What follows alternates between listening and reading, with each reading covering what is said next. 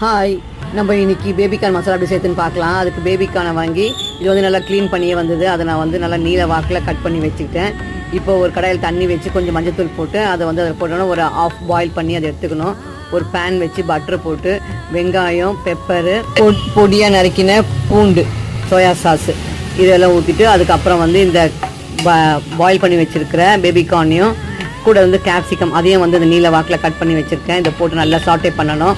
கொஞ்சம் salt, pepper வந்து நம்ம எவ்வளோ பெப்பர் போடுறோமோ அது கொஞ்சம் டேஸ்ட் நல்லாயிருக்கும். பெப்பரை தூவிட்டு கொஞ்சமாக தண்ணி விட்டு அந்த இன்னும் கொஞ்சம் அந்த பாதி தான் வெந்திருக்கும். இன்னும் கொஞ்சம் நல்லா அந்த பட்டர்லேயே அதை பேக் பண்ணுற மாதிரி பாயில் பண்ணுற மாதிரி பண்ணிவிட்டு கொஞ்சம் தண்ணி விட்டு அதை வேக வைக்கணும். அது நல்லா வெந்ததுக்கப்புறம் கடைசியாக வந்து ஒரு ஸ்பூனு கார்ன்ஃப்ளவரை கலக்கி அதில் ஊற்றிட்டோம்னா அது வந்து நல்லா கொஞ்சம் திக்காக குழப்பாயிடும்.